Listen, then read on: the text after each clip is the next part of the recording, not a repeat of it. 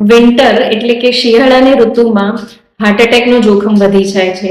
જો તમને હાર્ટની કોઈ બીમારી હોય, ઇસ્કેમિક હાર્ટ ડિઝીઝ કે વાલ્વ્યુલર હાર્ટ ડિઝીઝ, તો એમાં હાર્ટ ફેલિયરના ચાન્સીસ વધી જાય છે. અને જો તમને બ્લડ પ્રેશરની બીમારી હોય તો તમને હાઇપરટેન્સિવ ઇમરજન્સી કે અર્જન્સીનો પ્રોબ્લેમ થઈ શકે છે.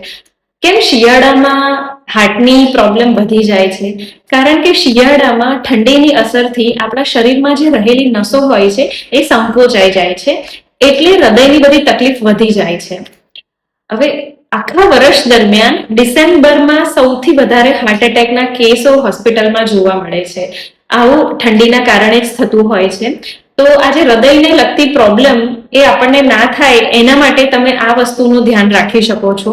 પહેલી વસ્તુ, ડોક્ટરે જે પ્રિસ્ક્રાઇબ કરેલી દવાઓ છે, બીપીની, હાર્ટ ફેલિયરની, શરીરમાં સોજા ઉતરવાની, લોહી પાતળું થવાની, કોલેસ્ટ્રોલની, આ બધી દવાઓ તમારે નિયમિત રૂપે લેવાની રહેશે. જો તમને કોઈ પણ હાર્ટ રિલેટેડ સિમ્ટમ જણાય, જેમ કે છાતીમાં દુખાવો થવો, ગભરામણ થવી, શ્વાસ ચડવો, પોતાના હૃદયના ધબકારા સંભળાવા, એસિડિટી કે એવું કંઈ થવું, તો તુરંત જ ડોક્ટરનો સંપર્ક કરવાનો રહેશે. તમારે નિયમિત હેલ્થ ચેકઅપ કરાવવાનો રહેશે, જે વર્ષમાં આપણે એકવાર કરાવતા હોય છે, જેમાં ઇસીજી, ઇકો જરૂર પ્રમાણે તમારા ડોક્ટર પ્રિસ્ક્રાઇબ કરશે એ રીતે કરાવવાનું રહેશે.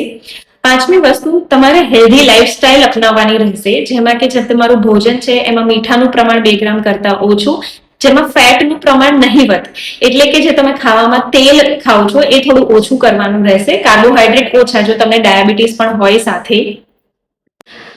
અને સિઝનમાં આવતા ફળો અને શાકભાજીનું પ્રમાણ વધારવું. કઠોળ તમે સારી રીતે લઈ શકો છો.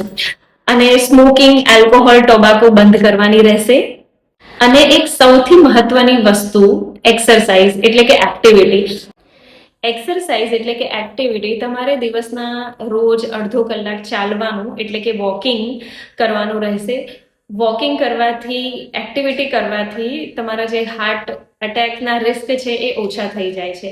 અને એ હજી ડિપેન્ડ કરે છે કે તમારી હાર્ટની પમ્પિંગ કેપેસિટી કેટલી હોય છે.